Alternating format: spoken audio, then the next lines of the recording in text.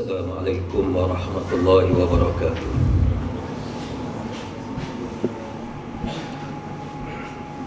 Alhamdulillahi hamdan katsiran tayyiban mubarakan fihi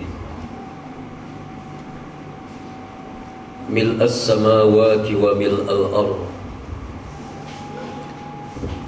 wa bihi ma syaa min syai'in ba'd. Subhanahu subhanah.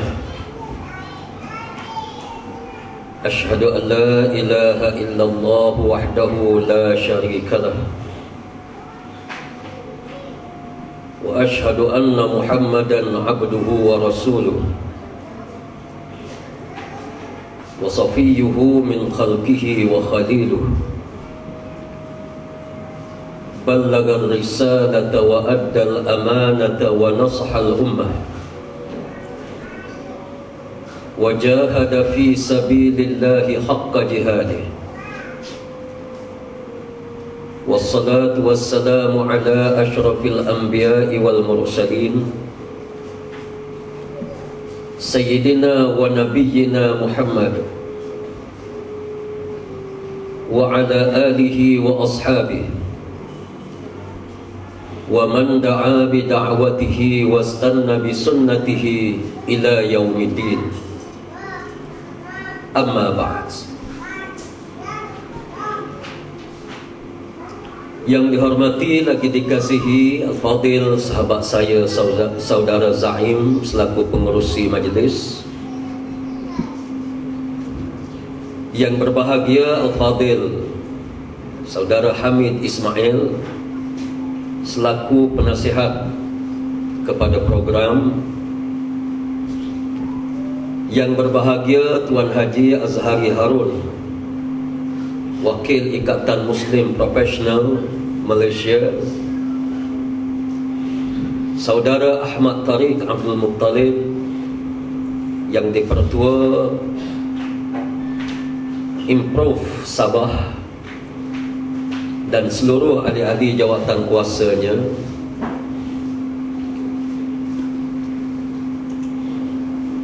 yang berbahagia datu-datu, datin-datin, hadirin dan hadirat,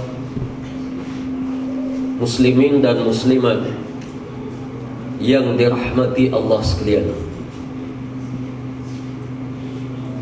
Pertamanya, marilah sama-sama kita mengucap syukur pada Allah Subhanahu wa ta'ala kerana pada petang yang sangat mulia ini kita diberi peluang oleh Allah untuk membicarakan satu topik yang sangat penting di dalam Islam, iaitu topik yang menceritakan soal dakwah Islamiah, kebangkitan Islam melalui dakwah dan siasat.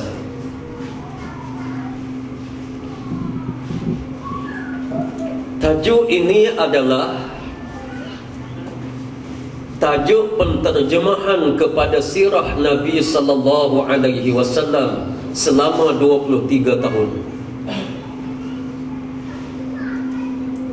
Peranan yang dimainkan oleh Rasulullah 13 tahun di Makkah dan 10 tahun di Madinah Al-Munawwarah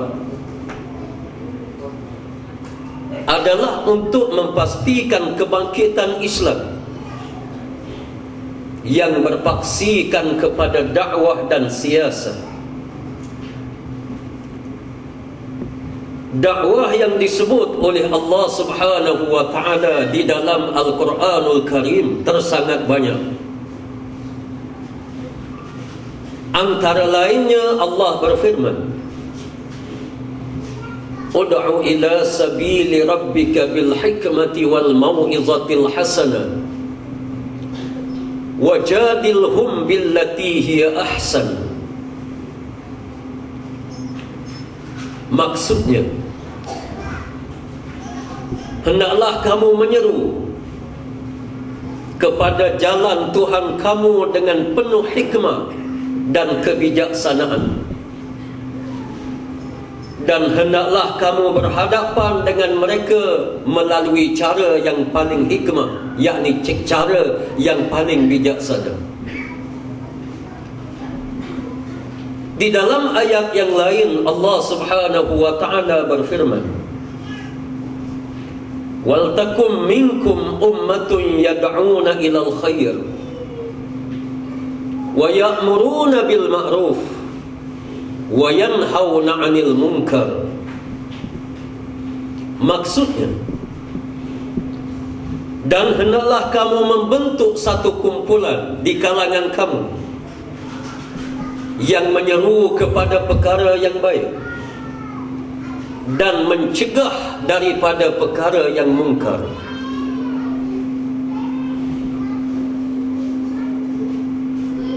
Begitu juga ayat-ayat yang disebut oleh Allah secara tidak langsung, seperti firman Allah Ta'ala, "Wa anzir ashiratakal aqrabin." Dan hendaklah kamu memberi peringatan kepada kaum keluarga kamu yang dekat. Kemudian Allah menurunkan lagi firman-Nya, "Ya ayyuhal muddathir qum fa'anzir." Maksudnya, wahai orang yang ralik, orang yang leka, bangun, kamu mesti memberi amaran kepada manusia.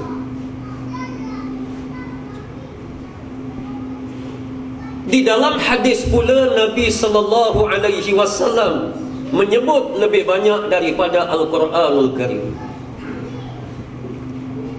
tentang perkara dakwah. Umirna an nukhatiban nas ala qadari uqulihim. Kami diperintah oleh Allah, kata Rasulullah, untuk menyampaikan dakwah kepada kaumku mengikut kadar pencapaian akal mereka.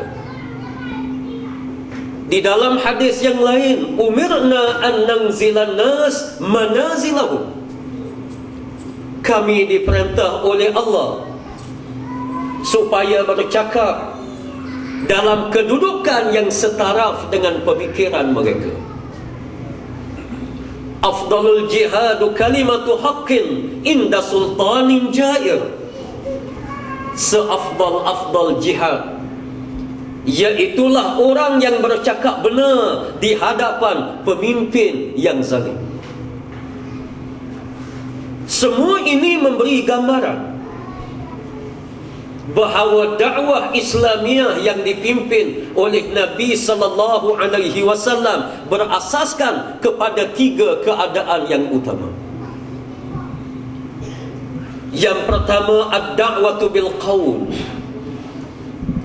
Dakwah Rasulullah yang disampaikan selama 23 tahun yang membabitkan ucapan baginda. Rasulullah menyeru dengan ucapan, mengajak manusia mengenali Allah melalui hadis-hadis yang disebut oleh baginda. Yang kedua, iaitulah dakwah Rasulullah ad-da'watu bil fi'li, iaitu dakwah Rasulullah melalui tingkah laku yang ditunjuk kepada seluruh masyarakat, bermula daripada Makkah dan juga Madinah Al-Munawwarah.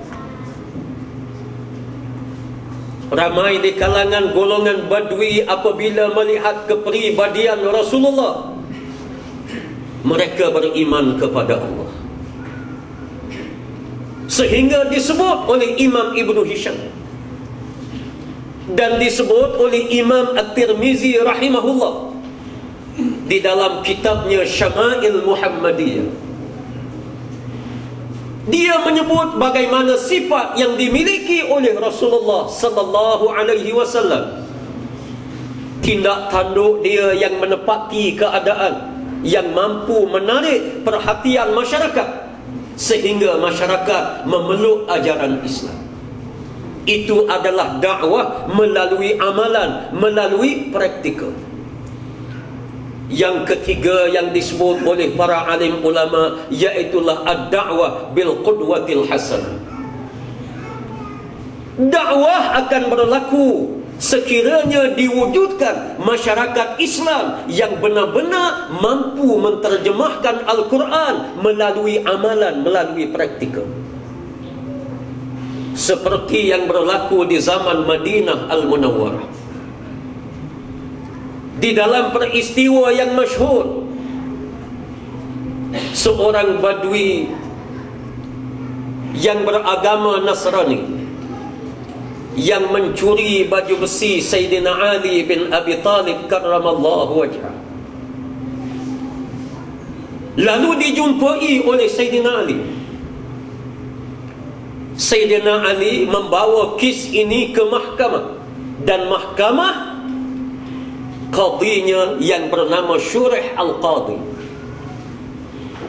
Lalu dibicarakan. Shurih memanggil seorang yang beragama Nasrani, panggil ke mahkamah, dan dipanggilnya Sayyidina Ali bin Abi Talib karramallahu wajhah. Lalu ditanya kepada Sayyidina Ali, atansa wasiyat Rasulullah sallallahu alaihi wasallam, al-bayyinatu 'ala al-mudda'i wal yaminu 'ala man ankar. Di dalam Islam, orang yang mendakwa dia mesti mengemukakan saksi. Orang yang didakwa dia boleh melepaskan dakwaan itu dengan cara dia bersumpah. Wahai Ali, kata Shurih, kamu yang mendakwa, adakah kamu mempunyai saksi? Sayyidina Ali mengatakan, aku tidak ada saksi. Aku tidak ada saksi, tetapi aku kenal baju besi ini adalah milik aku. Lalu Shurih bertanya kepada yang beragama Nasrani. Yang beragama Nasrani ini mengatakan, baju besi milik aku, aku tak pernah mencuri. Lalu Shurih Al-Qadi menjatuhkan hukuman, iaitu dengan menyatakan baju besi ini adalah milik seorang yang bernama, seorang Nasrani ini, bukan milik kamu, wahai Ali. Lalu Sayyidina Ali menerima baik keputusan yang diputuskan oleh Shurih Al-Qadi, kerana beliau tidak mampu mengemukakan saksi. Lalu kedua-dua ini bangun meninggalkan mahkamah. Kelebihan yang berlaku dalam Islam, apabila sampai ke tahap ini, dia akan berlaku campur tangan daripada Allah Subhanahu wa ta'ala. Mahkamah daripada Allah diturunkan, yang membabitkan hati manusia. Bila keluar daripada mahkamah, bangun saja. Nasara ini mengatakan, demi Allah Tuhan langit, perundangan yang berlaku pada hari ini adalah undang-undang daripada langit, bukan undang-undang daripada manusia. Hari ini aku mengakui baju besi ini milik Sayyidina Ali. Memang aku curi, aku serahkan kepada dia. Lalu Sayyidina Ali bin Abi Talib menghadiahkan baju besi ini balik kepada Nasara. Lalu dia mengucap dua kalimah syahadah. Al-Qudwatul Hasanah, contoh tauladan yang baik, menyebabkan seseorang boleh beriman kepada Allah Subhanahu wa ta'ala. Mereka beriman kepada Allah kerana contoh tauladan yang baik. Sewaktu rombongan daripada negara Yaman di zaman Rasulullah sallallahu alaihi wasallam, mereka datang dengan pembesar-pembesarnya di peringkat awal untuk mengadakan hubungan diplomatik antara kerajaan Yaman dengan kerajaan Islam di Madinah. Urusan diplomatik adalah urusan siasah. Di dalam soal siasah, siasah tidak boleh diasingkan dengan dakwah Islamiyah. Kalau siasah diasingkan dengan dakwah, siasah ini bukan Islam. Dia adalah politik acuan pemikiran manusia. Dia adalah ideologi manusia. Adapun sistem politik di dalam Islam, siasah di dalam Islam, juz'un la yatajazza anid da'watil islamiyah. Satu juzuk daripada agama yang sama sekali tidak boleh diasingkan dengan politik Islam, dengan dakwah Islamiah. Kerana dia adalah satu badan yang tidak mungkin dipisahkan. Dakwah yang diasingkan daripada politik, dia akan gagal. Politik yang tidak ada strategi dakwah, dia tidak akan ke mana-mana. Dan apabila kita menyebut dakwah Islamiah, seharusnya kita faham dakwah Islamiah yang ditunjuk acuannya oleh Nabi sallallahu alaihi wasallam selama 23 tahun. Islam sebuah agama yang ada meja rundingan. Rundingan adalah dakwah Islamiah. Islam ada medan peperangan. Medan peperangan adalah dakwah Islamiah. Islam ada negara. Bernegara adalah dakwah Islamiah. Dalam Islam ada sistem ekonomi. Sistem ekonomi adalah dakwah Islamiah.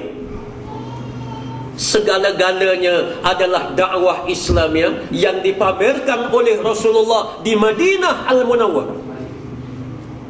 Sebab itu di zaman Makkah, ayat-ayat yang diturunkan oleh Allah yang disebut sebagai ayatul makkiyah, yang di dalamnya tidak membabitkan soal-soal sebagaimana di Madinah.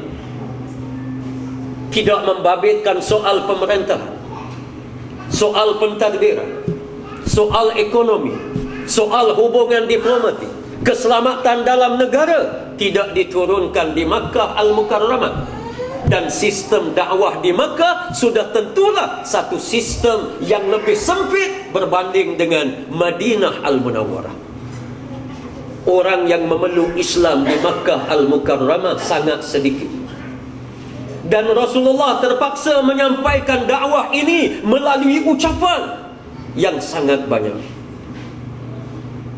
Adapun di Madinah Al-Munawwarah, yang disebut oleh Al-Imam Syahid Sayyid Qutub di dalam tafsirnya Fi Zilalil Quran, Ad-da'watul Islamiyatus Samitah, dakwah Islamiah di Madinah Al-Munawwarah adalah dakwah yang bisu, yang tidak ada lagi suara. Tetapi dakwah di Madinah kesannya sangat besar, iaitulah dakwah melalui amalan Islam. Al-Quran diterjemahkan melalui amalan manusia. Sistem ekonomi menterjemahkan Al-Quran. Sistem kehakiman menterjemahkan Al-Quran. Hubungan diplomatik menterjemahkan Al-Quran. Peperangan, perdamaian menterjemahkan Al-Quran. Menyebabkan masyarakat bukan Islam melihat Islam dengan mata kasar mereka. Mereka hadir ke mahkamah, mereka duduk dalam dakwah Islamiah, mahkamah yang mengajak mereka memeluk Islam.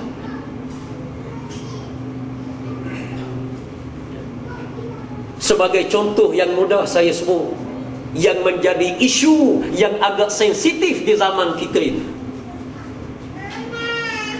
iaitulah isu hudud, qisas dan ta'zir. Yang saya nak sebut, yang diamalkan di zaman Rasulullah, yang mana sistem ini menjadi bahan dakwah yang sangat baik. Pelaksanaan hudud, qisas dan ta'zir di zaman Madinah Al-Munawwarah mencabar mana-mana mahkamah dunia di zaman itu. Dia lebih berkesan daripada sistem kehakiman yang dimiliki oleh kerajaan Rom, yang dimiliki oleh kerajaan Parsi, yang dimiliki oleh kerajaan Yaman. Hatta kerajaan-kerajaan ini menghantar wakil datang ke Madinah Al-Munawwarah untuk melihat bagaimana sistem yang dikatakan hudud yang memberi kesan kesedaran kepada manusia di zaman itu. Zaman kita ini masyarakat Islam tak faham apabila sebut hudud. Ramai di kalangan umat Islam bila sebut hudud, dia nampak potong tangan. Hudud, potong tangan bersilang antara tangan dengan kaki.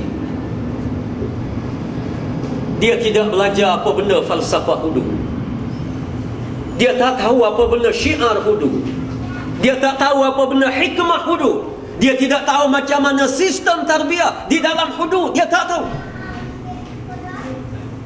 Dan yang paling malang apabila sesetengah daripada para alim ulama Islam yang dijual beli ilmu mereka, kumpulan inilah yang sanggup memburukkan agama dia sendiri dengan mengatakan hudud, qisas, ta'zir tak boleh laksana dalam masyarakat majmuk.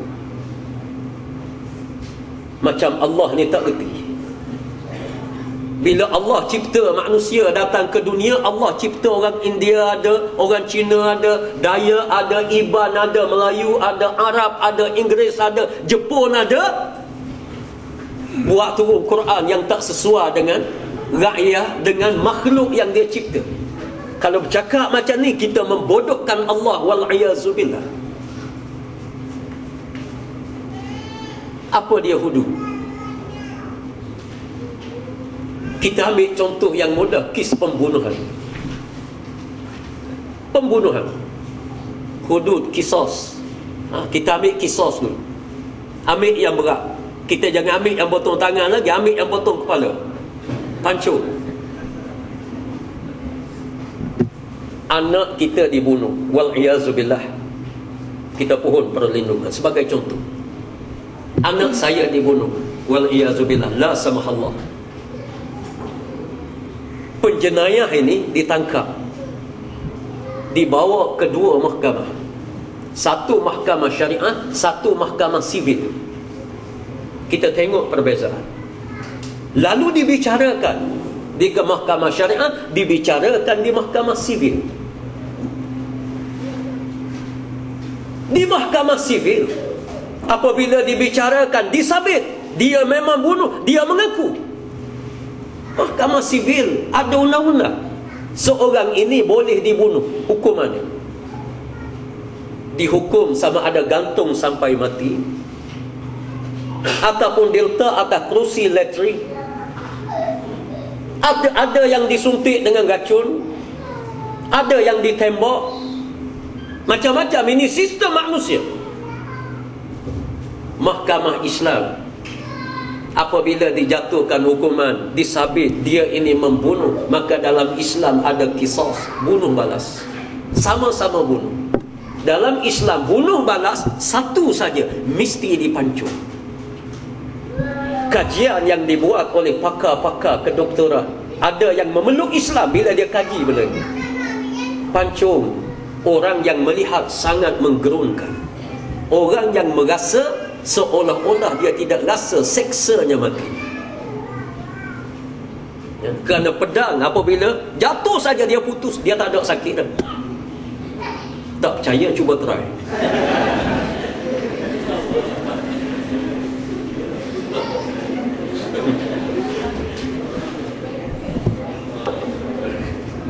Dikaji, memang dikaji, kajian yang dibuat. Hatta ada tesis pun. Di Arab Saudi ada tesis. Dipancung. Alhamdulillah, dalam hidup saya ini, saya tengok sekali edan. Saya ni di antara orang yang saya rasa jenis Allah buat saya ni tak berapa takut, tak gerung. Saya pernah tengok orang bertetak depan saya, tak ada apa, saya tak gerung. Bertetak macam putus tangan depan saya. Tengok orang accident, keluar otak, cabut. Saya boleh tengok macam tu ya. Saya tak gerung. Tapi bila saya tengok hukuman qisas, letak, tunduk, pedang jatuh, keluar darah, seminggu saya bermimpi. Allah buat gerung. seminggu bermimpi. Bila saya sebut ni dah naik bulu rambut. Saya tengok sekali di Arab Saudi, menggerunkan. Yang dijatuhkan hukuman, dia tidak menanggung kesakitan berbanding dengan gantung sampai mati. Yang siksa mungkin makan masa 15 minit. Siksa. Yang ditembak begitu juga siksa. Yang letak atas kursi elektrik juga siksa. Yang disuntik dengan suntikan racun. Dia adalah, dia tak panggil racun apa benda. Siksa. Tapi orang tengok tak menakutkan. Satu, itu beza dia. Yang kedua beza, yang dibunuh balas melalui perundangan sivil, apabila dia mati, Allah Subhanahu wa ta'ala akan bicarakan sekali lagi di padang mahsyar. Dijatuhkan hukuman sekali lagi. Yang dibunuh melalui hukuman syariat Allah, dia diampunkan dosa oleh Allah Subhanahu wa ta'ala. Itu dua. Dia punya perbezaan yang sangat ketara. Hukuman hudud. Kemudian, sekiranya dijatuhkan hukuman hudud, hukuman qisas, bunuh balas ini, Mahkamah sivil dia bawa penjenayah ini masuk lokap, masuk tempat, dia duduk. Mungkin 1 bulan, mungkin 2 minggu. Ini kita boleh pilih. Tempoh ini lebih kurang sama lama dengan Islam. Islam juga mungkin boleh duduk. Yang diambil di dalam mazhab Asy-Syafi'i radhiyallahu an, banyak pendapat yang dia suka ambil 2 minggu. Saya berarti 2 minggu sebelum daripada dijatuhkan hukuman qisas. Dan dia boleh rayu sampai 40 hari kalau dia nak rayu. Yang mahkamah sivil dia tak boleh nak buat apa.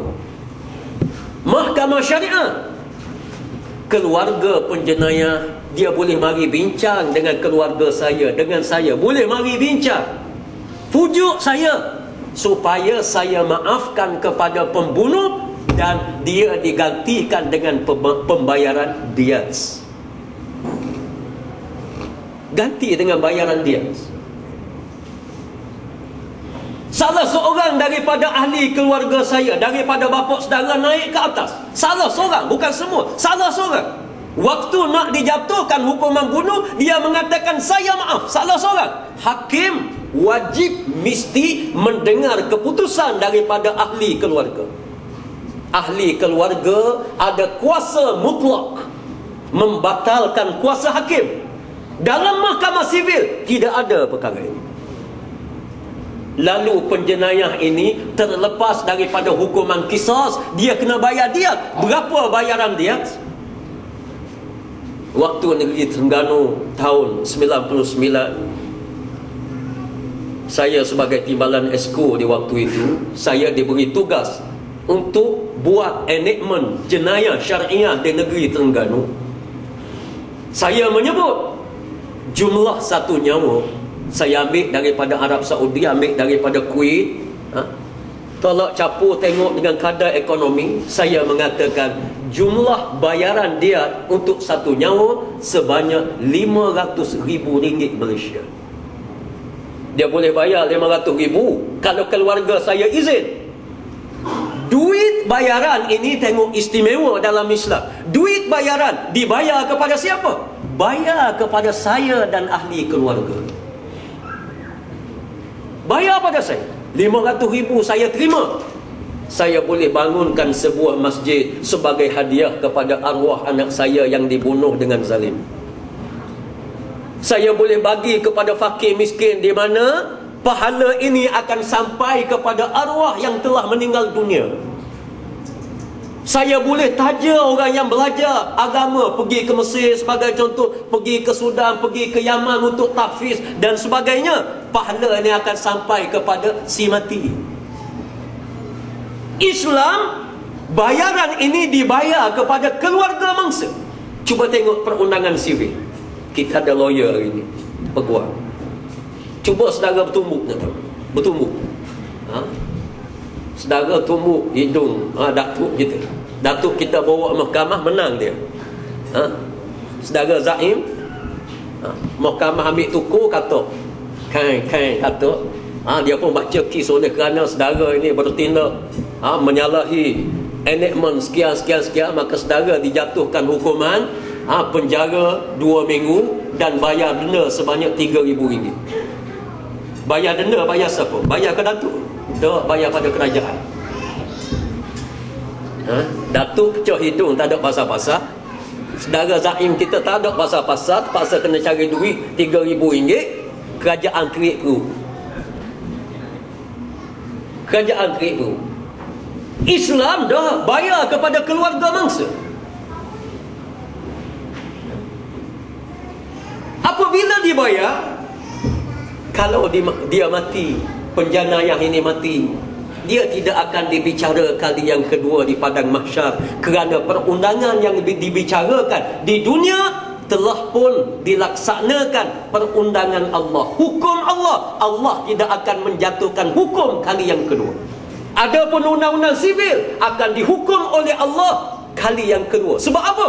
Ini hukuman dunia yang tidak ada kena-mengena dengan Allah. Allah hukum sekali lagi. Sebab itu Allah tegaskan dalam Al-Quran, wa man lam yahkum bima anzalallah fa ulaika humuz zalimun. Sesiapa yang berhukum bukan dengan apa yang diturunkan oleh Allah, mereka terlalu zalim. Zalim kepada orang lain. Ini beza.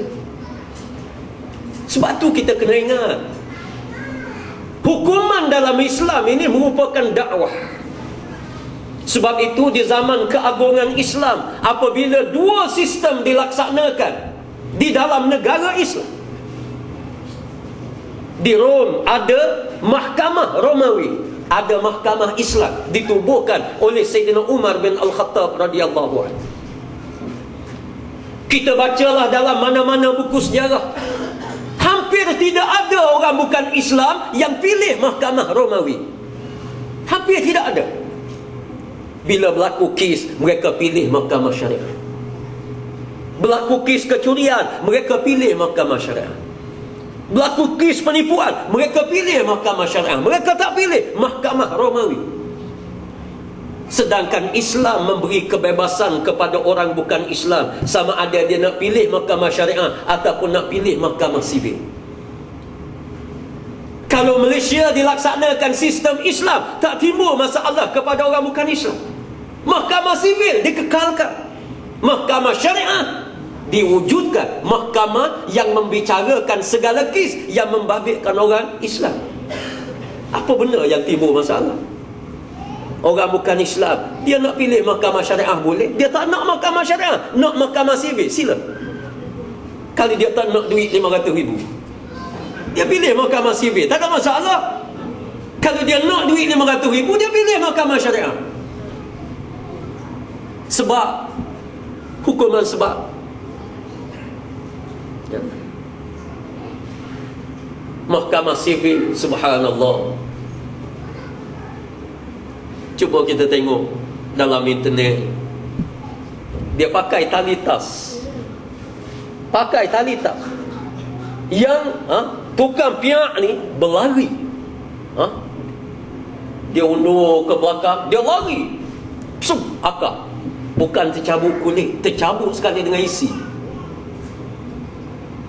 Tercabut sekali dengan isi. Bagaimana Islam? Islam wajib kena pegang rotan di tengah.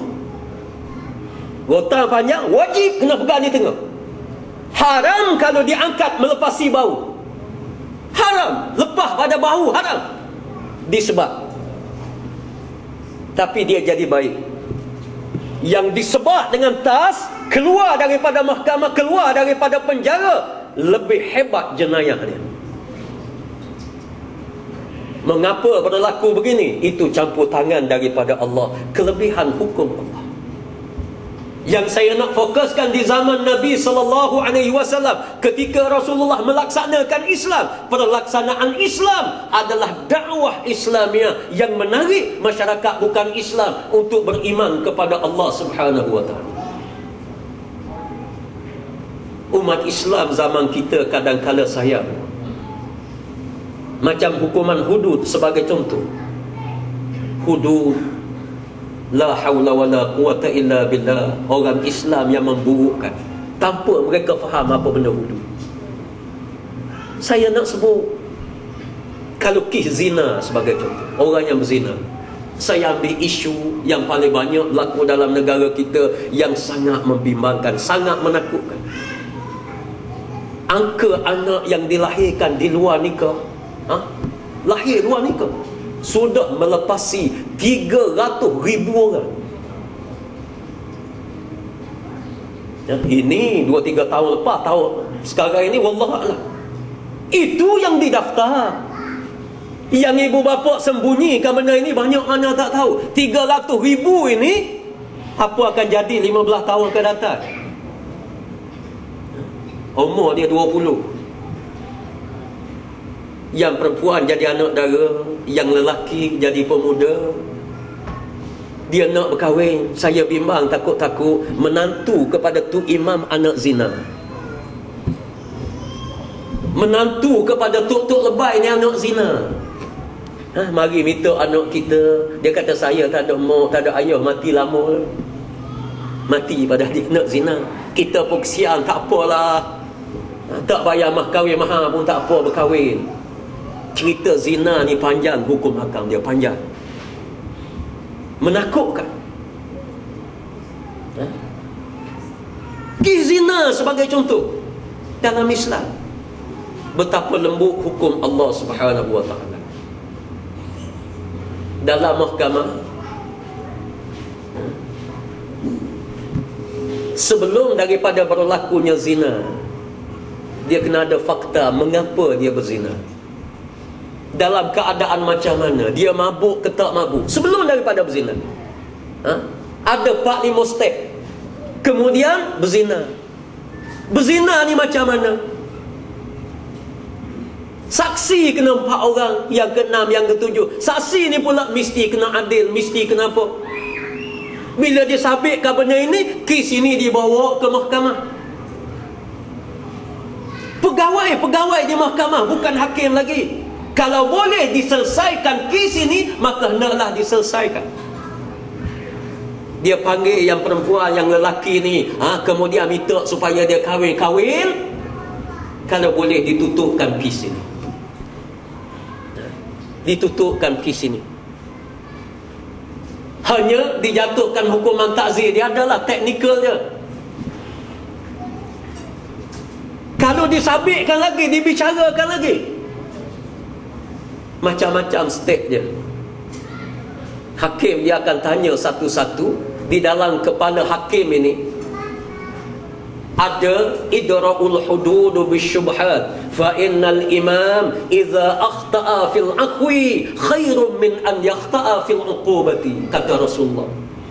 Hakim dia kena faham, kena bubuh dalam kepala dia, kalau boleh elak daripada hukum hudud, kamu elaklah sedaya yang mungkin. Sekiranya kamu tersilap memaafkan kepada pesalah, lebih baik daripada kamu tersilap menjatuhkan hukuman kepada dia. Kalau saya jadi hakim, orang berzina duduk depan saya, mesti kena ada dalam kepala saya cara mana saya nak gugurkan dia daripada kes hudud supaya masuk dalam kes takzir. Saya tanya dia, kamu berzina sungguh begini-begini? Berzina. Sebab apa kamu berzina? Kamu mabuk ke tak mabuk? Kalau dia kata waktu tu akal saya ni, entah saya makan apa benda, dia jadi pening begini-begini, dah boleh putus dah, masuk takzir. Tak boleh direjamkan dia. Hukum Islam. Kalau dia mengaku, saya tanya pula saksi, kamu tengok macam mana? Panggil dulu yang pertama, kamu tengok macam mana? Dia pecah baju dulu ke pecah kain dulu? Mari saksi pertama dia kata pecah baju dulu. Okey, saya tulis. Panggil yang kedua, tanya yang kedua macam mana? Yang kedua kata pecah kain dulu. Gugur hudud, masuk takzir. Bercanggah maklumat, nak sebut. Sekiranya disabit benda ini, step dia ni kalau ada 100 step, hukuman rejam bagi orang berzina, hukuman potong tangan bagi orang yang mencuri, duduk nombor 100. Yang jadi masalah kadang-kadang Tok Lebah kita mengajar di kampung, dia tarik lama 100, geletak lama 1. Bermula hukum hudud, potong tangannya. Semua ditinggalkan masalah tarbiyah dalam hudud. Masalah Allah mendidik manusia, masalah falsafah perlaksanaan. Semua orang tinggal. Orang tak faham. Saya nak sebut bahawa hukum hudud baik, apa benda baik yang dilaksanakan oleh Rasulullah adalah bahan dakwah yang Rasulullah tarik seluruh masyarakat. Mereka lihat hukum Islam ni hukum yang paling lembut, hukum yang boleh menyelesaikan permasalahan di kalangan manusia. Sebab itu saya sebut daripada awal, dakwah Islamiah yang dipamerkan oleh Nabi SAW dalam 3 keadaan. Yang pertama, dakwah dengan ucapan. Yang ni saya tidak nak bercakap panjang. Kalau saya bercakap panjang, sangat panjang masalah ucapan. Ucapan ada lembut, ada keras.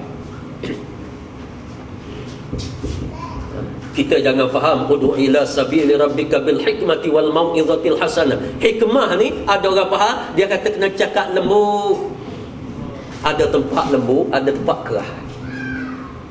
Rasulullah bercakap dengan orang Badui. Orang Badui bodoh. Jadi orang bodoh, Badui, orang kampung. Rasulullah ni pemimpin agung, pemimpin dunia. Tapi Allah mengajar dia, umirna an nukhatiban nas ala qadri uqulihim. Aku diperintah untuk bercakap dengan manusia mengikut kadar akal dia. Rasulullah pergi bercakap dengan Badui. Rasulullah tanya apa? Ini apa benda ni? Orang Badui kata gandum. Layak ke Rasulullah tanya apa benda? Seorang Nabi, seorang Rasul, pemimpin dunia tanya apa benda depan ni warna putih ni? Rasulullah dah tahu dah ini gandum. Rasulullah tanya apa benda? Orang Badui kata gandum. Rasulullah tanya, gandum ini mari daripada mana? Dia kata mari daripada pokok gandum. Rasulullah kata pokok gandum ini daripada mana? Dia kata daripada benih. Rasulullah tanya, benih ni mari daripada mana? Pening kepala bagi. Pening. Benih daripada mana? Pening. Sudah ya. Benih daripada pokok gandum. Pokok gandum tu daripada mana? Pening dia. Pening orang Badui. Lalu Rasulullah menjelaskan bahawa gandum, sebiji gandum ini adalah makhluk Allah. Bukan ciptaan berhala, bukan ciptaan Tuhan-Tuhan yang disembah oleh masyarakat, tetapi dia adalah ciptaan daripada Allah Subhanahu wa ta'ala sejak daripada azali untuk manusia. Lalu Badui ini beriman kepada Allah Subhanahu wa ta'ala. Beriman. Lembut percakapan Rasulullah. Sebab apa? Hikmah. Berhadapan dengan pemimpin kerajaan besar Rom dan Parsi. Apabila Nabi SAW mengutus utusan pergi berhadapan dengan Raja Rom, diberi surat daripada Rasulullah. Lalu surat itu dikoyak oleh Raja Rom. Utusan Rasulullah dibunuh. Rasulullah bangun menyampaikan ucapan, wallahi iza mazzaqahu risalatuna famazzaqallahu mulkahu wa ardah. Sekiranya mereka mengoyak surat kita, aku bagi amaran Allah akan mengoyak kerajaan dia dan bumi dia. Tegas ucapan Rasulullah ketika balik daripada peperangan Khaybar. Rasulullah pakai baju besi. Rasulullah mengatakan, Nabi dan Rasul demi Allah, apabila menyarum baju besi, dia tidak akan berundur, tidak akan pecat baju dia kecuali menang ataupun mati syahid. Adakah ini tidak hikmah? La. Hikmah kita kena ingat meletakkan sesuatu kena pada tempatnya. Ucapan kita, dakwah kita kepada masyarakat bukan Islam sekiranya perlu dengan lembut, dengan perbincangan, dengan lembut. Kalau kita keras, itu bukan hikmah. Tapi ada tempat kita kena tegak, kena tegas. Mesti keras. Lembut bukan hikmah. Ada masa Rasulullah mengajak orang Yahudi, orang Nasara di Madinah Al-Munawwarah berbincang dengan Nabi di Sahah Al-Madinah. Kalau kita pergi di Madinah, tempat marmar putih tu, marmar putih tu, itu adalah Sahah Amniyah. Rasulullah mengadakan perjanjian dan perbincangan secara lembut. Dibuat perjanjian dengan kabilah-kabilah yang ada, dengan masyarakat Yahudi Nasara di situ.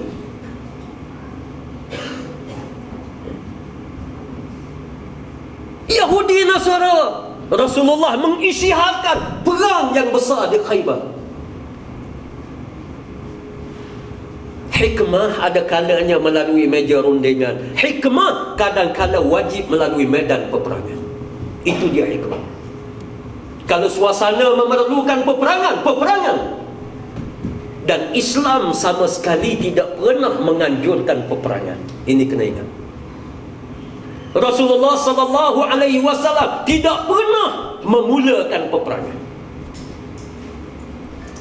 Peperangan Badar, orang bukan Islam yang mengkhianati harta umat Islam. Ketika Rasulullah bersama dengan para sahabat daripada Mekah meninggalkan kota suci Mekah datang ke Madinah, mereka merampas dengan rakus harta benda umat Islam di Madinah, termasuk kebun, kuda, kambing, harta benda dirampas. Lalu dibawa harta yang dirampas ini berdagang ke negara Syam. Dia lalu ikut Madinah.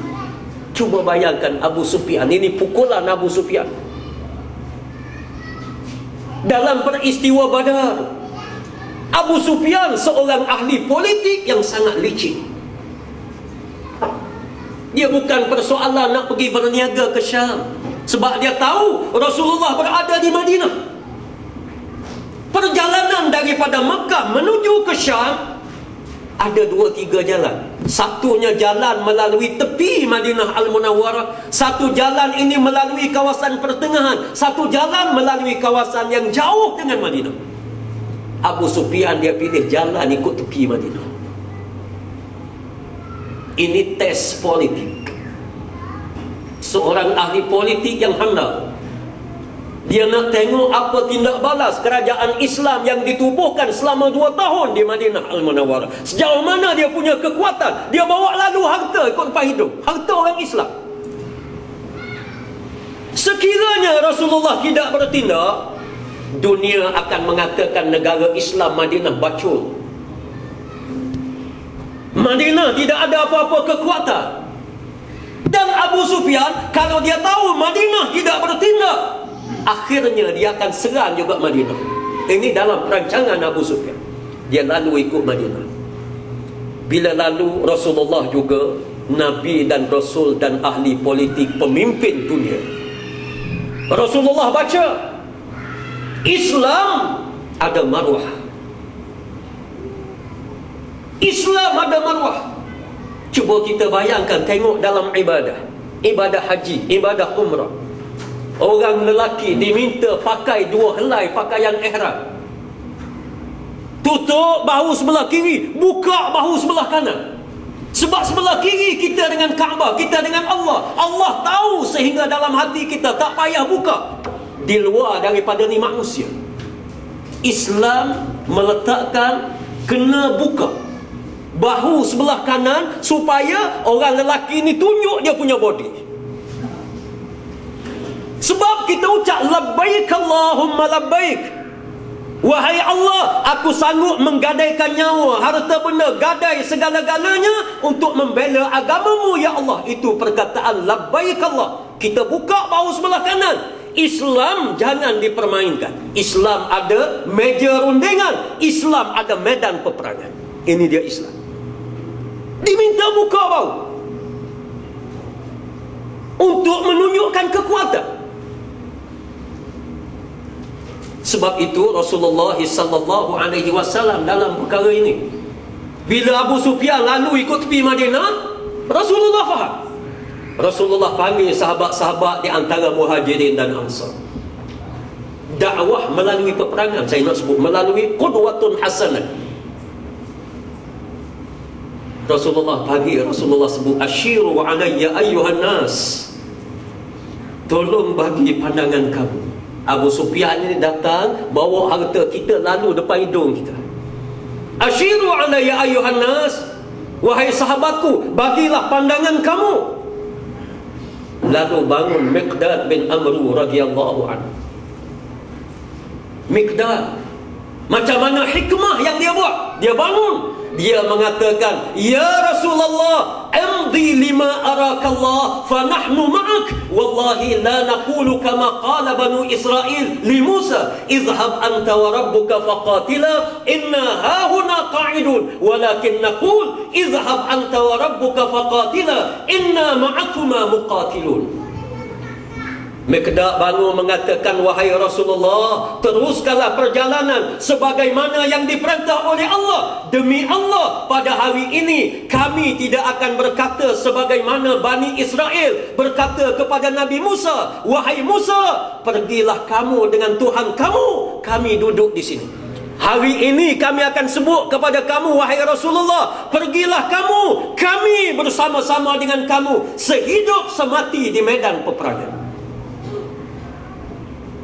Sehingga Rasulullah mengumpul 313 orang. Tahun yang kedua hijrah, 17 hari bulan Ramadan, bulan puasa pula. Tahun yang kedua, tidak ada senjata, bertolak ke Badar kerana membela maruah Islam. Maruah Islam. Kalau nak kira takut, habis takut. Nak kira gerun, Rasulullah gerun.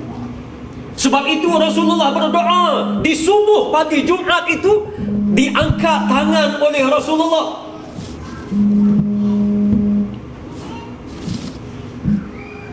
Rasulullah mengangkat tangan, tadah ke langit. Rasulullah menyebut, Allahumma in tahlik hadhihi al-asabati lam tulbat ba'da al-yawmi abada. Wahai Allah, jika sekiranya kamu kalahkan bala tentera Badar seramai 313 orang ini, tidak akan ada manusia yang sujud kepadamu sehingga kepada hari kiamat. Sehingga Allah menurunkan malaikat. Inilah dia hikmah yang ditunjuk oleh Rasulullah. Sekiranya suasana memerlukan kepada pengorbanan nyawa, memerlukan kepada peperangan, peperangan adalah hikmah. Kalau suasana tidak memerlukan kepada peperangan, maka jalan damai adalah hikmah. Ini yang disebut ud'u ila sabili rabbika bil hikmati wal mau'izatil hasanah wajadilhum billati hiya ahsan. Jangan kita faham hikmah ni lembek. Duduk di Palestin, orang roboh rumah, sabar Syekh, sabar. Sebab apa hikmah? Ini bukan hikmah ni kepala bapa menakut, pengecut. Yang Rasulullah bagi amaran, la yadkhulul jannata jabbar, orang yang pengecut tak akan masuk syurga Allah. Ada tempat kita kena bertindak, bertindak itu hikmah. Dalam konteks negara kita yang dibuka lagi sistem demokrasi berparlimen, menyampaikan dakwah melalui sistem demokrasi berparlimen adalah hikmah.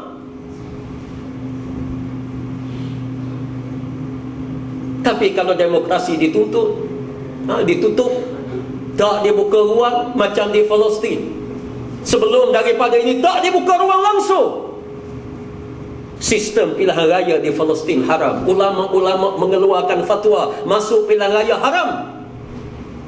Selepas daripada itu dibuka ruang, ulama mengeluarkan ijtihad yang baru, masuk pilihan raya wajib. Di Jordan waktu saya belajar,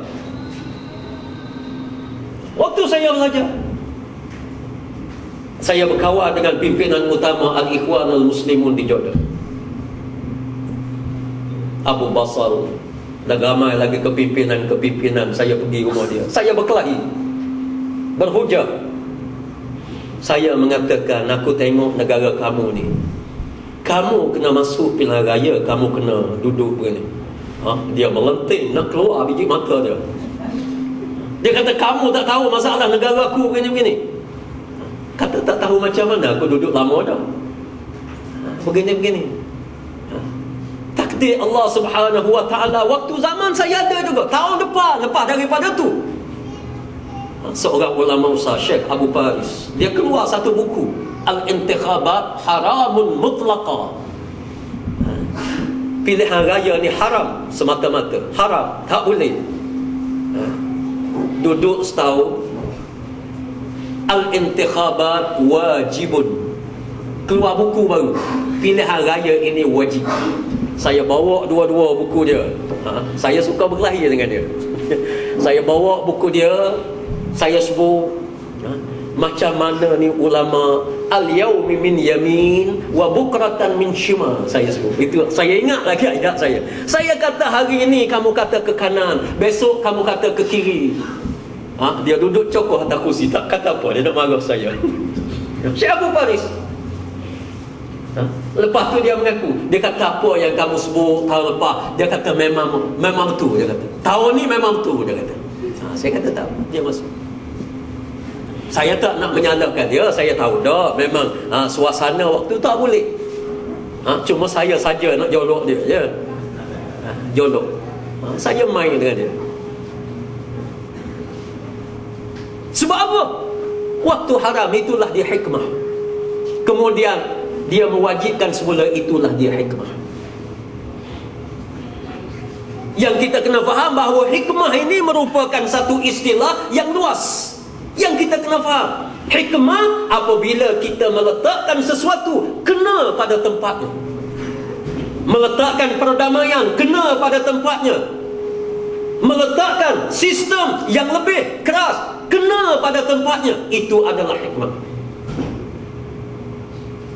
Jadi sebab itu, kebangkitan Islam melalui dakwah dan siasat merupakan kebangkitan yang telah ditafsir oleh Nabi SAW selama 23 tahun. Dan ternyata Rasulullah memperolehi kejayaan yang sangat besar, sehingga Islam itu bertapak di semenanjung tanah Arab dan mampu dikembangkan oleh Khulafaur Rasyidun. Di zaman Sayyidina Abu Bakar, Sayyidina Abu Bakar memperkenalkan polisi pentadbiran negara Islam untuk mengemaskinikan sistem ekonomi di semenanjung tanah Arab. Dikemaskan ekonomi, mengemaskan ekonomi adalah hikmah yang sesuai di zaman itu. Kemudian disusuli oleh Sayyidina Umar bin Al-Khattab radhiyallahu an sebagai khalifah Islam yang kedua. Sayyidina Umar apabila dia lihat sistem ekonomi telah dibina, polisi pentadbiran negara Islam telah diubah oleh Sayyidina Umar kepada dasar futuhat Islamiyah. Negara-negara ini mesti dibuka. Lalu Sayyidina Umar bin Al-Khattab radhiyallahu an menghantar surat rasmi daripada khalifah Islam kepada negara-negara jiran di peringkat awal, Mesir, Syam, dihantar minta supaya mereka peluk Islam. Sekiranya ada masalah, ada hujah di kalangan mereka, kerajaan Islam akan menghantar wakil untuk berdialog, berbincang dengan mereka. Sebab apa mereka tak boleh nak terima Islam? Hantar wakil, bincang. Kalau dia kata Islam ni mundur, tempat mana mundur? Madinah Al-Munawwarah bila dibina oleh Rasulullah mencabar dasar ekonomi yang lain. Orang mari berdagang di Madinah, orang suka dengan Madinah Al-Munawwarah. Madinah muncul sebagai negara yang pesat ekonominya. Kalau nak katakan sistem Islam ni cacat, tak boleh nak terima Islam, tepat mana? Tepat mana ukurannya? Kerajaan Islam akan menghantar perwakilan bertemu dengan kerajaan Rom. tiba-tiba kerajaan Rom ini dia tutup pintu perbincangan. Bahkan dia memberi amaran yang keras kepada Sayyidina Umar. Diberi amaran yang keras. Lalu Sayyidina Umar menyahut amaran ini. Sahut amaran, menyusun bala tentera untuk masuk. Dan masuk ini diiklankan oleh Sayyidina Umar. Alhamdulillah, futuhat Islamiyah di zaman Sayyidina Umar bin Al-Khattab radhiyallahu an berlaku dengan baik. Hanya beberapa kawasan sahaja yang mencetuskan peperangan. Negara-negara lain banyak, mereka ini serang dan mereka ini menerima baik. Dan kehebatan Islam, bila Islam menguasai, yang jadi pemimpin negara Sayyidina Umar lantik dia juga. Bukan kata dia dipenjara semua sekali, tak. Keadilan Islam yang Sayyidina Umar ambil daripada Nabi sallallahu alaihi wasallam, ayyuhan nas izhabu fa antum mutlaqa. Wahai sekalian manusia, Rasulullah ijtihad di Mekah, hari ini kamu bebas, kamu boleh pergi ke mana-mana, kamu boleh berniaga. Walaupun Abu Sufyan cabut lari. Abu Sufyan cabut lari kan bila Rasulullah masuk Mekah.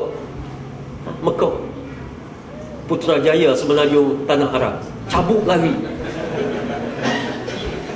Zaman kita tak tahulah ada orang cabut lari kedok lepas ni. Tapi kita nak bagi tahu, izhabu fa antum mutlaqa. Islam tidak berdendam. Tak berdendam. Walaupun ramai orang yang bercakap Islam. Mufti Ishaq Bahrum bercakap Islam dipecah.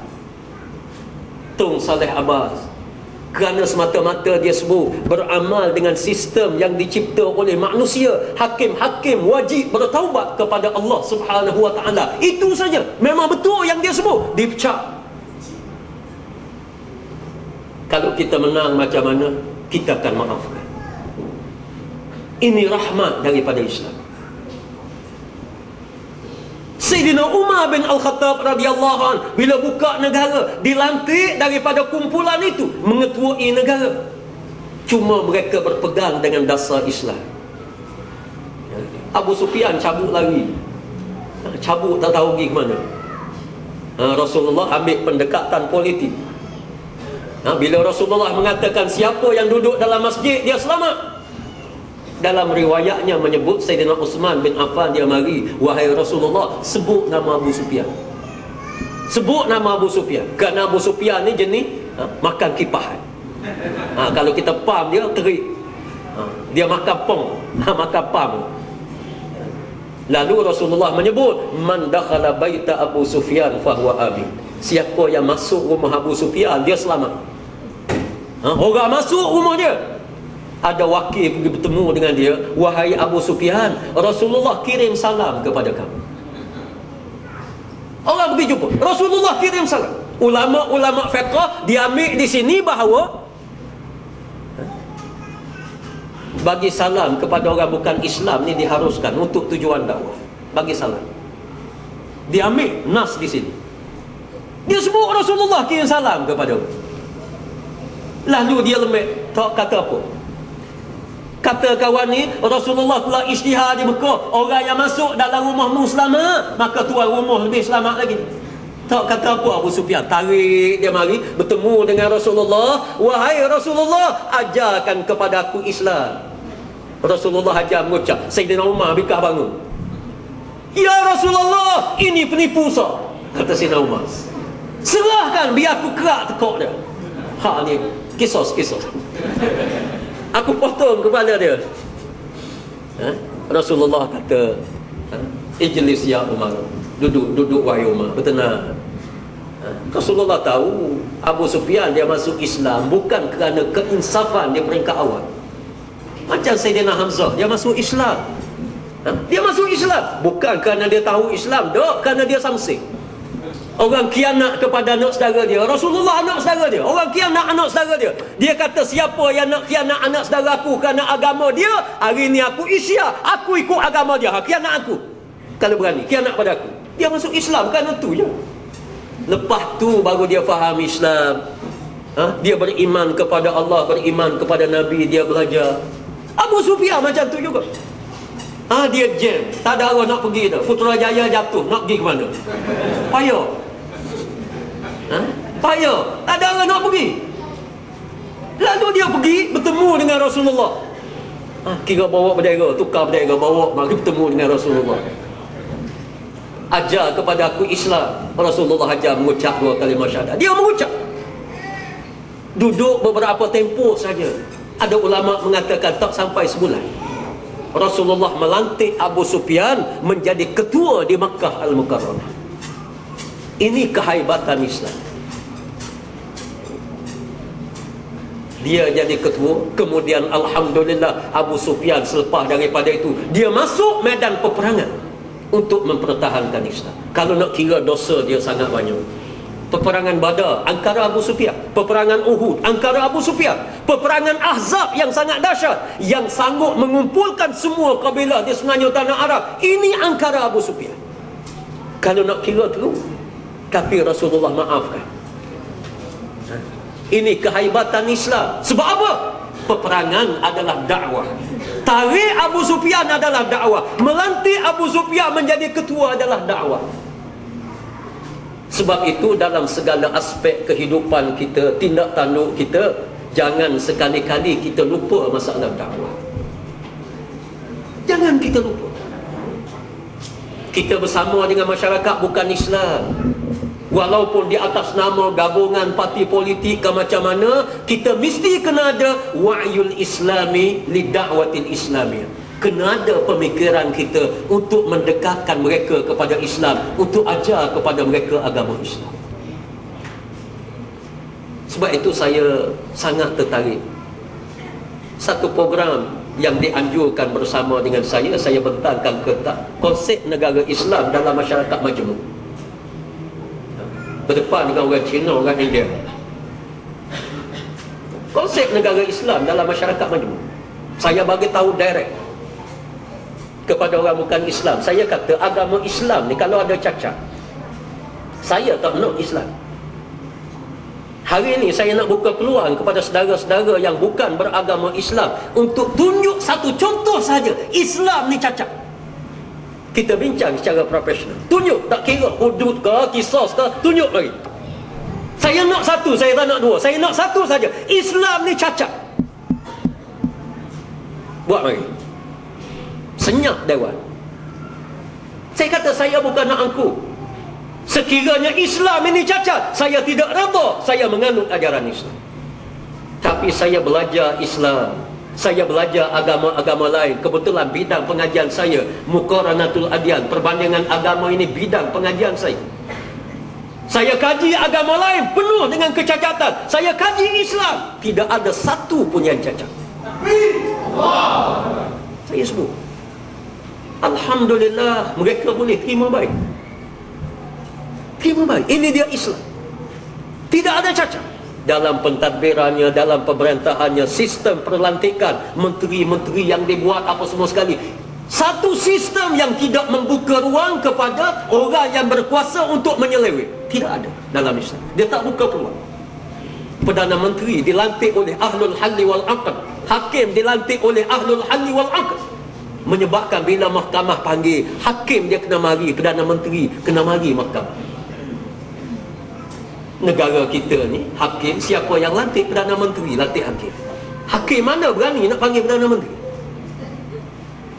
Perdana Menteri yang lantik dia. Perdana Menteri boleh buat, bila sifat dia yang melantik, dia boleh buat. Menyebabkan berlaku ketidakadilan. Dalam Islam dilantik oleh jamaah Ahlul Halli wal Aqd. Dia yang melantik menteri, dia yang melantik hakim, dia melantik jawatan-jawatan yang utama. Sebab itu dalam Islam dia berlaku keadilan. Ini kelebihan yang ada di dalam Islam. Para hadirin dan hadirat, muslimin dan muslimat rahimakumullah, saya nak simpulkan ucapan saya pada petang ini dengan saya nak peringatkan diri saya dan hadirin dan hadirat bahawa dakwah dan politik adalah satu juzuk daripada agama Islam. Agama Islam tidak ada makna kalau tidak ada dakwah dan politik. dan ianya tidak boleh dibezakan sama sekali antara satu sama lain. Sekiranya kita bezakan di antara dakwah dengan siasat, agama kita akan cacat, akidah kita akan cacat. Kalau kita bezakan di antara politik dengan Islam, agama kita cacat, akidah kita cacat. Bermakna kita menafikan sebahagian besar daripada amalan Rasulullah sepanjang hidup baginda. Dan kita kena beriman bahawa segala yang ditunjuk oleh Rasulullah di dalam perjalanan sirah semuanya adalah urusan agama. Rasulullah masuk tanah, keluar tanah, itulah cara agama. Rasulullah berkahwin, itulah dia cara perkahwinan dalam Islam. Rasulullah berniaga, itulah cara perniagaan dalam Islam. Rasulullah jadi ketua negara, pemimpin negara, itulah cara di dalam Islam. Segala-galanya diajar oleh Nabi SAW kepada kita. Mudah-mudahan kita yang menjadi umat Muhammad, kita mengikut jejak langkah yang ditinggalkan oleh Rasulullah kepada kita, insya-Allah. Saya kira sekadar itulah yang dapat disampaikan pada petang ini. Mudah-mudahan yang baik daripada Allah, yang tidak baik daripada kelemahan dan kejahilan saya sendiri. Aqul qawli hadza wa astaghfirullah li wa lakum. Wassalamualaikum warahmatullahi wabarakatuh. Bismillahirrahmanirrahim. Subhanaka la ilma lana illa ma 'allamtana. Innaka antal alimul hakim. Wa la hawla wa la quwwata illa billahil aliyyil azim. Amma ba'd. Terima kasih kepada rakan-rakan yang mengemukakan soalan-soalan yang sangat baik pada petang ini, untuk sama-sama kita renung dan sama-sama kita mengambil kebenaran daripadanya. Soalan yang pertama daripada Fadil Saudara Ridwan berhubung dengan status Malaysia, adakah negara Islam ataupun negara bukan Islam. Bila kita kaitkan sesuatu kepada Islam, kita kena ingat, untuk menentukan dia Islam ataupun bukan Islam, bukan duduk pada pandangan manusia. Kita tak boleh berpegang dengan siapa saja yang bercakap semata-mata dengan akal. Ada orang kata negara kita Islam kerana kita buat masjid. Orang macam ni kita jawab begitu je. Di Amerika ada masjid juga. Negara Islam adalah sebuah negara yang dibina oleh Nabi SAW. Mana-mana negara yang diisytihar ataupun tidak diisytihar yang menepati negara Islam Madinah, maka Islamlah dia. Mana-mana negara walaupun diisytihar di merata dunia dia negara Islam, tapi bercanggah dengan negara yang dibina oleh Rasulullah, dia bukan negara Islam. Para alim ulama sama ada di dalam mazhab Asy-Syafi'i radhiyallahu anhu, mazhab Imam Abu Hanifah, mazhab Imam Malik radhiyallahu anhu, mazhab Imam Ahmad bin Hanbal, termasuk juga pandangan daripada ulama-ulama Syiah. Walaupun Syiah ini mereka terpesong banyak, tapi dalam perkara ini kita bersatu dalam perkara negara Islam, iaitulah Syiah Zaidiyah dan Imamiyah, dan termasuk di dalam Khawarij, iaitulah Ibadiyah. Sekata dalam menentukan ta'rif sebuah negara Islam, ta'rifnya iaitulah wal hukumatul islamiyyatu ma kana a'dha'uha muslimin muaddina li fara'idil islam ghaira mutajahirina bi isyan wa kanat munaffizatan li ahkamil islam wa syari'atih. Ta'rif ini maksudnya, dan sesungguhnya sebuah kerajaan dan negara Islam, iaitulah yang dianggotai secara majoriti oleh orang yang beragama Islam, yakni pemimpin-pemimpin majoriti mesti beragama Islam, bukan keseluruhan. Itu syarat yang pertama. Maka na'dha'uha muslimin, Syarat yang kedua, muaddina li faraidil Islam. Dia mesti menunaikan tanggungjawab fardu Islam. Sembahyang 5 waktu, dia adalah fardu di dalam Islam, mesti kena ada undang-undang. Negara kita ada undang-undang. Sembahyang Jumaat ada undang-undang. Polis akan tangkap. Sebagaimana polis tangkap orang naik motosikal tak pasal lampu. Ada akta. Pukul sekian wajib kamu kena sembahyang Jumaat. Ini negara Islam. Muaddina li faraidil Islam. Satu, dia kena ada undang-undang. Kita ni undang-undang puasa ada. Orang tak puasa boleh tangkap. Orang tak sembahyang tak boleh tangkap.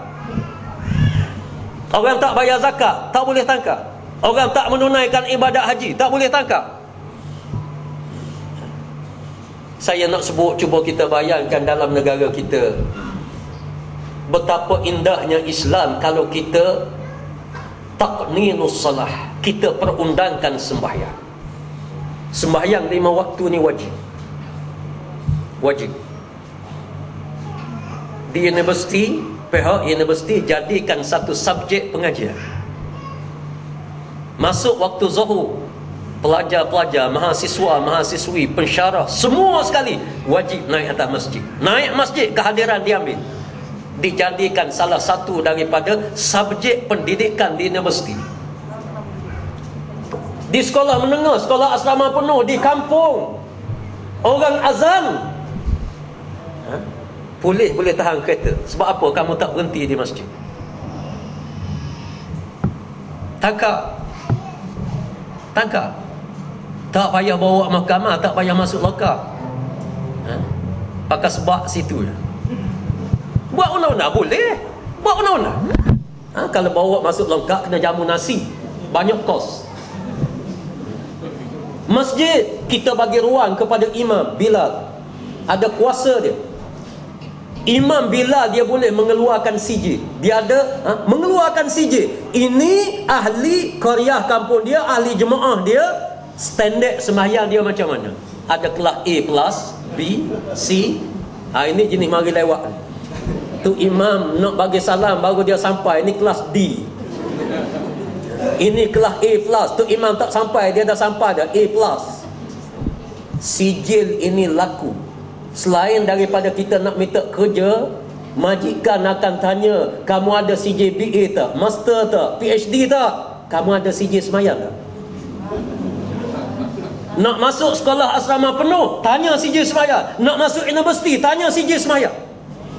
Nak naik pangkat, tengok CJ sembahyang dia macam mana. Cuba saudara-saudara bayangkan apa jadi dengan masjid. Melimpah ruah. Cuba bayangkan, ambil satu masa saja dalam masjid, kuliah wajib 1 kali seminggu, wajib. Semua rakyat kena dengar.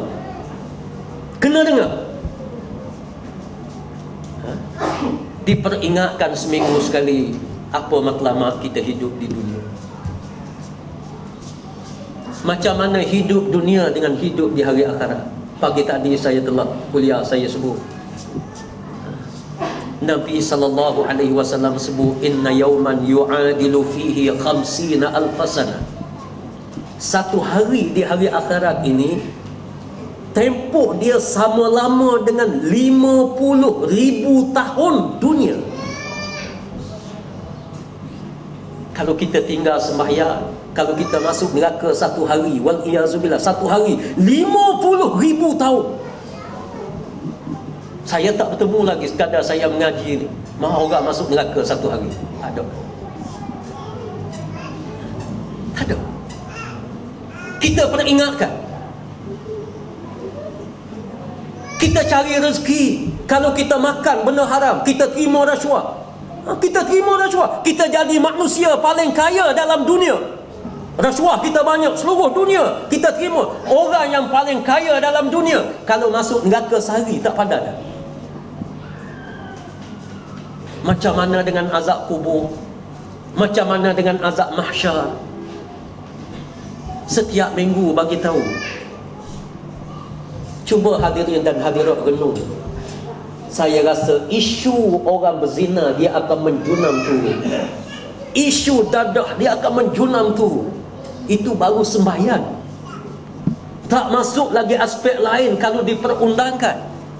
Sebab itu dalam negara Islam disebut syarat negara Islam muaddina li faraidil Islam. Fardu Islam ini mesti dilaksanakan oleh negara. Yang ketiga, ghaira mutajahirina bi isyan. Negara tidak boleh menzahirkan kerja maksiat dengan Allah Subhanahu wa taala. Anjuran negara tak boleh. Negara tak boleh mengeluarkan lesen haram. Saya tak tahu Malaysia ni lesen siapa dia keluar. Ceti ke kerajaan? Mengeluarkan lesen judi, mengeluarkan lesen kelab malam, mengeluarkan pusat-pusat hiburan yang bercanggah dengan agama, keluar permit. Negara Islam yang disebut oleh ulama ghaira mutajahirina bi isyan, kerajaan tidak akan menganjurkan kerja-kerja maksiat kepada Allah Subhanahu wa taala. Baru negara itu Islam. Yang kelima, yang terakhir, wa kanat munaffizatan li ahkamil islami wa syariati. Negara tersebut mesti melaksanakan hukum hakam yang disebut oleh Allah dalam Al-Quran, yang disebut oleh Rasulullah dalam hadis, mesti dilaksanakan di dalam negara tersebut. Barulah negara itu dikira negara Islam. Hudud, qisas, ta'zir, soal perundangan ekonomi, soal yang membabitkan rasuah, yang membabitkan riba, yang membabitkan apa, diambil undang-undang daripada Quran, dilaksanakan, baru dipanggil negara Islam. Kalau memenuhi ciri-ciri ini, kita isytihar ke tak isytihar, negara tersebut tetap Islam. Kalau bercanggah dengan ciri ini, mufti isytihar, mufti hak jenis kena beli, dia isytihar, negara kita Islam, dia kata Islam negara kita, tak jadi Islam kalau bercanggah dengan apa yang disebut, yang disepakati oleh Ahlus Sunnah wal Jamaah. Itu kita kena faham.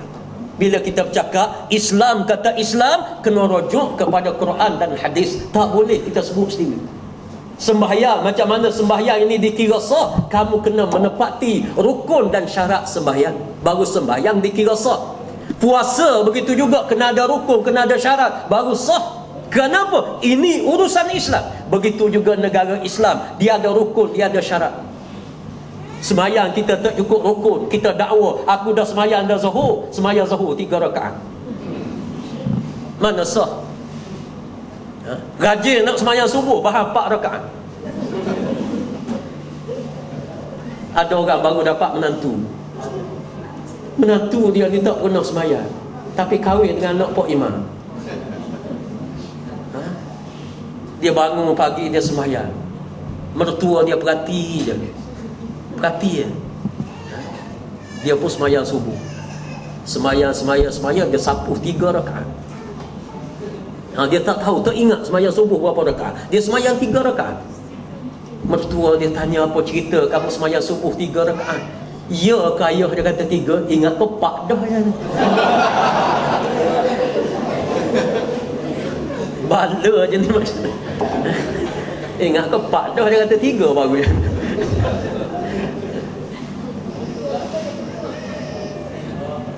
Kita kena ingat, bila dikaitkan dengan Islam, mesti kena ada syarat dan peraturan Islam. Bukan syarat yang kita tetap, bukan.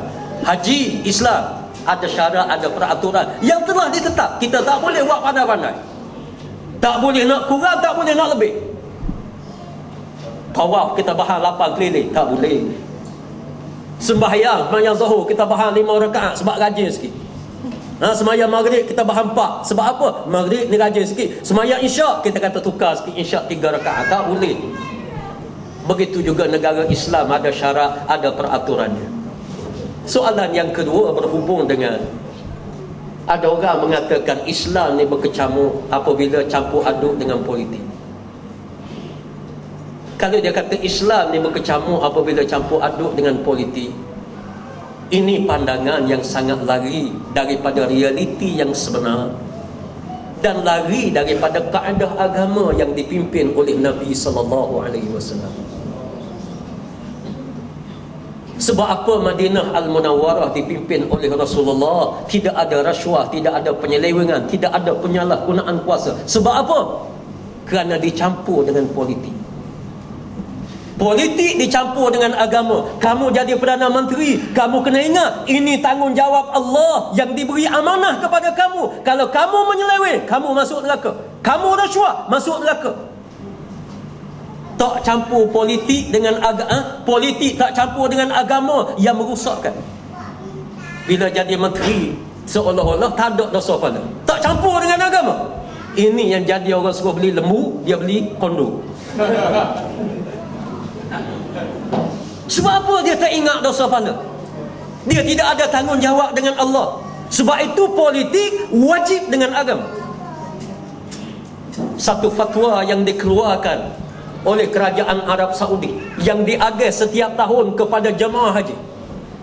Dalam fatwa ini menyebut, faminal kafaratil ladzina yajibu an yadfa'u bil kufri duna muwarabatin wal istiqsarin al hukam al almaniyun wa rijalul ahzabul almaniyah alladzina yarfuduna jahrata syar'illah wa yunaduna bi anna ad-dawlata yajibu an yanfasila 'anid din wa idza du'u ila Allah wa rasulih abaw wantanau.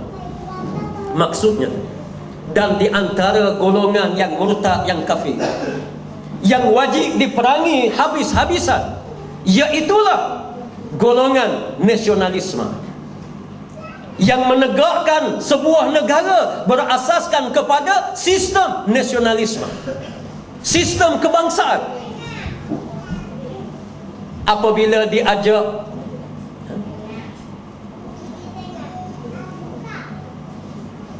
Al-Hukamul Ilmaniyun, iaitulah pemerintah Ilmaniyun, nasionalisme, dan parti-parti politik yang berasaskan kepada nasionalis, berasaskan kepada bangsa, di mana apabila diajak mereka untuk berhukum dengan kitab Allah dan Rasulnya, mereka enggan. Dan mereka mendakwa politik asing daripada agama boleh jadi kufur. Sebab apabila kita mengatakan politik suku, agama suku, kita menafikan sirah Nabi sallallahu alaihi wasallam. Mengapa Rasulullah jadi ketua negara, memimpin berpolitik? Adakah waktu Rasulullah berpolitik? Ini bukan agama? Wal-iyazubillah. Kita menafikan hampir 2/3 daripada hadis Nabi. Ini lebih teruk daripada Syiah lagi. Syiah dia menafikan hadis-hadis yang diriwayat oleh Abu Hurairah. Orang mengatakan politik suku, agama suku, dia tolak, termasuk Imam Bukhari, Imam Muslim. Buka dalam kitab hadis berlamuk-lamuk, kitabul hukam, babus siyasah, bab itu, bab ini, bab politik disebut dalam hadis berlamuk-lamuk. Kita nak nafi, ini bukan agama. Wal-iyazubillah. Dan kita kena ingat, mana-mana sistem politik yang tak dicampur dengan agama, negara tersebut akan hancur. Sebab apa rasuah dahsyat berlaku dalam negara kita? Kerana politik tak bercampur dengan agama. Bila ada kuasa, dia tak rasa bahawa ini amanah daripada Allah, kerana dia asingkan dengan agama, menyebabkan dia akan menyeleweng. Dia tak ingat bahawa pemerintahan ada kaitan dengan alam kubur. Pemerintahan akan ditanya oleh Allah selepas daripada mati. Yang ni jadi masalah. Jadi pemimpin tak tutup aurat. Sebab apa? Dia rasa macam tak ada apa, tak ada kena-mengena dengan agama. Jadi menteri seolah-olah macam malaikat tak tulis dosa dia waktu dia duduk dalam pejabat. Negara Islam daripada zaman Rasulullah sehingga Khulafaur Rasyidun menjadi pemimpin yang sangat hebat, pemimpin yang bersih.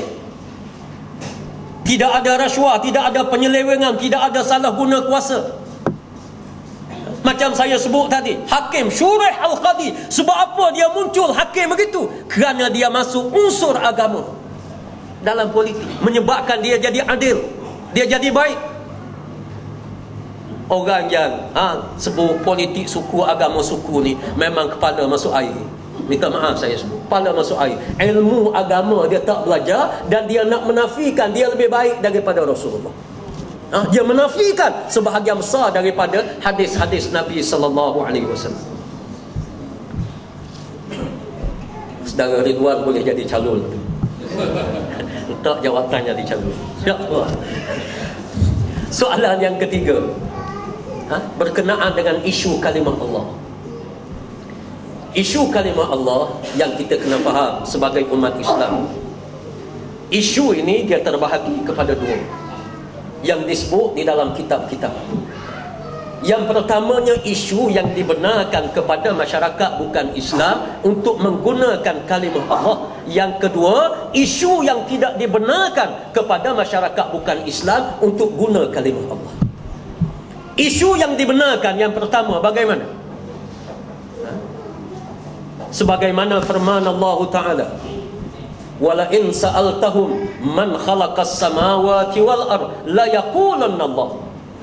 Kalau kamu tanya mereka, wahai Muhammad, siapa yang mencipta langit dan bumi, nescaya mereka, yakni orang bukan Islam, akan menyebut Allah.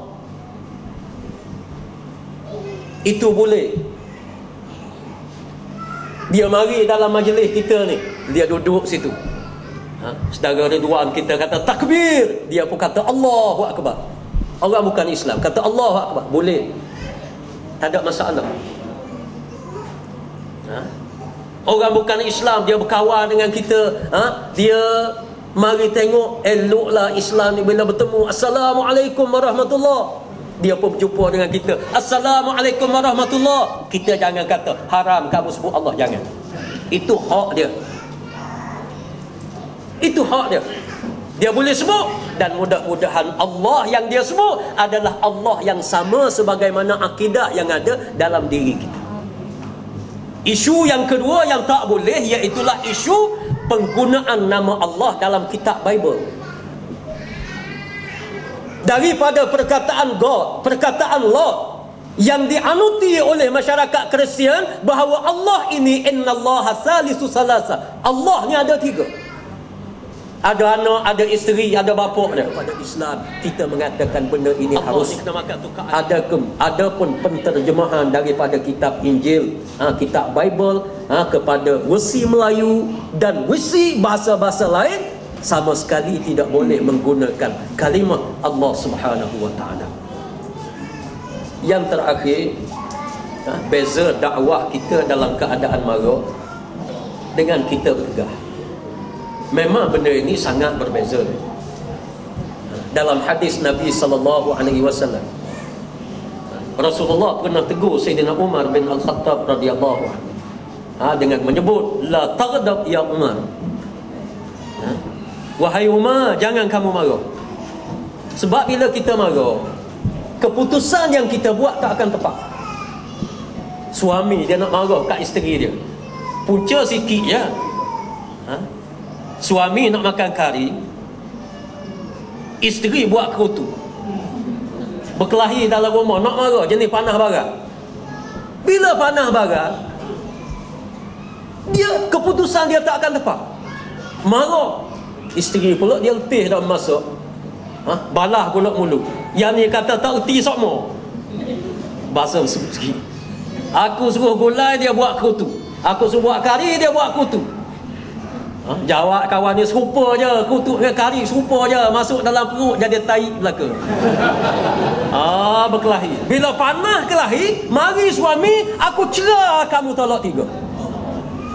Tolak tiga. Duduk atas kursi, ingat balik Allah. Nak rojok tak boleh dah.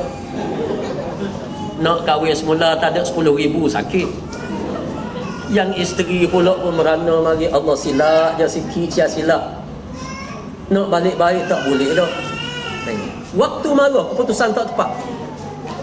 Bila mari sejuk, tengok, dia nak balik semula bila mari sejuk.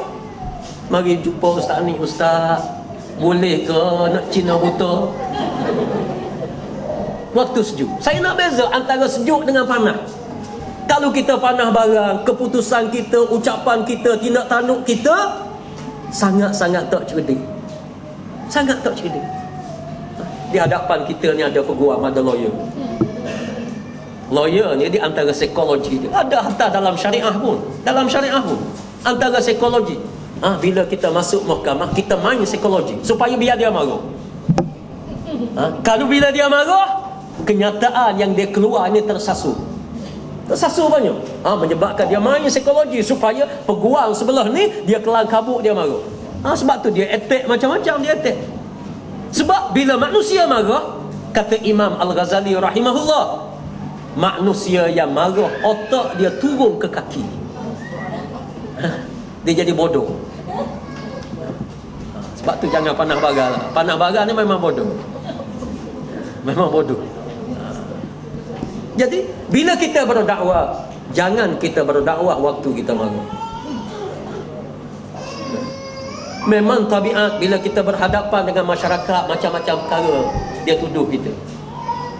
Macam-macam perkara dia buat, macam-macam isu.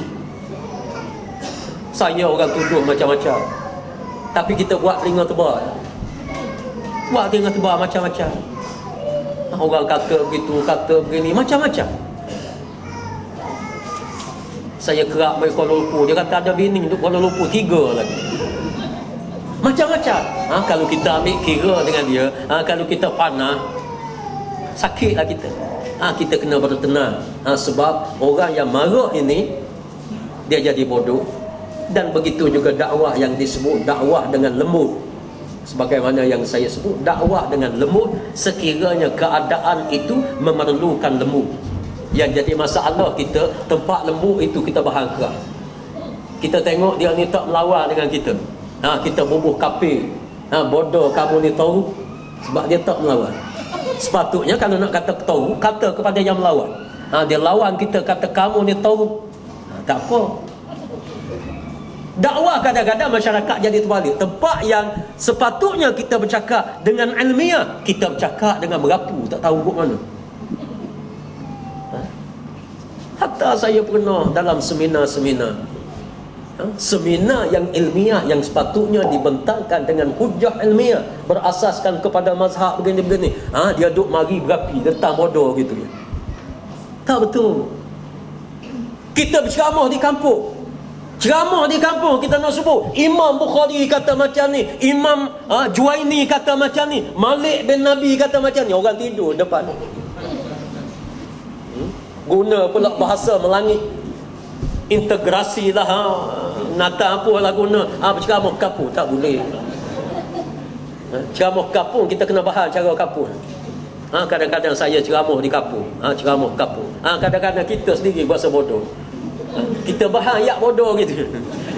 Payah. Tapi kalau kita bercakap universiti, kita bercakap di tempat-tempat ni, kita mesti menggunakan bahasa yang sesuai, menggunakan tahap ilmu yang sesuai. Itu Islam. Jadi sebab itu lembut, kasar, saya dah jelaskan tadi, ada tempat kena berkasar. Kena berkasar. Sebagaimana besi. Ada besi ni kita bakar api sikit dia boleh cair, macam timur boleh cair. Ada besi ni kita bakar sampai sehari tak cair. Begitu juga manusia. Ada manusia kita nasihat sikit dia dengar. Cuba kita bayangkan anak kita. Anak kita. Pengurusi sebut tadi anak saya ada 7, tak betul. Anak saya 10 dah sekarang. 10 dah. On the way lah. 2 minggu lagi insya-Allah akan melahirkan cahaya mata ke-10. Orang muda lagi. Ada 3 lagi kosong. Anak 10 tu pun tengah sibuk ceramah. Kalau hadap molek rasa ramah lagi.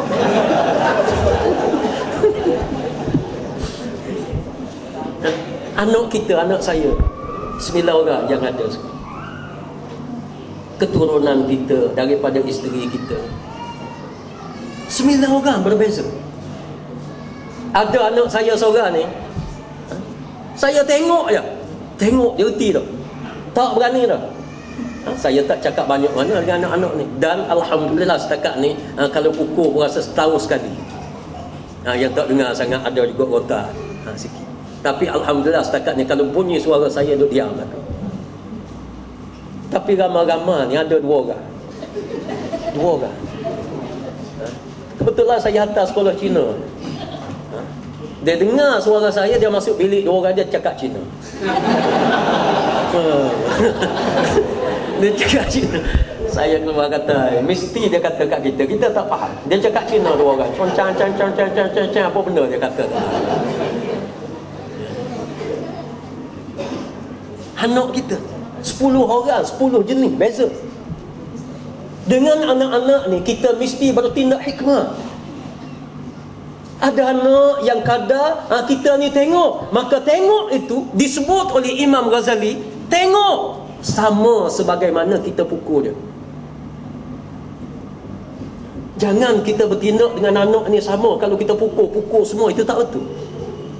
Ada anak kita kena keluar suara, keluar sikit, hai, apa buat macam ni, kena keluar sikit, dia berhenti, cukup. Ada anak kita pihak sekali dengan rotan. Ada anak ni ambil rotan cukup dah, ambil rotan pihak meja, tak atas meja, nak ni ke, dia berhenti, cukup. Kalau kita pergi lagi haram, tak boleh. Sebab itu kita mendidik anak jangan dalam keadaan marah. Kita akan lari daripada landasan agama. Bila dia berhenti, cukup. Jangan kita pukul dia melebihi daripada batas yang dibenarkan dalam Islam. Ada anak yang boleh kita rotan dia, ada anak jangan rotan. Sebab psikologi, saraf yang ada dalam tubuh badan anak-anak ni, kalau dia tidak perlu rotan, tiba-tiba kita rotan, disebut oleh ulama psikologi, saraf dia boleh putus, menyebabkan dia boleh jadi bodoh. Dia jadi betul, dia jadi tak berani, dia tidak ada idea, dia boleh jadi. Sebab itu kita kena bijak dengan anak-anak. Itu saya nak sebut, anak saya 9 orang, 9 jenis. 9 jenis. Ada seorang ni makan kena suruh. Siapa kena ambil rotan, kena pihak meja, makan, tak nak makan. Ada seorang ni balik sekolah buka peti tu, kena sekar, jangan makan sangat. Kata body tu macam peti sejuk orang muka dia.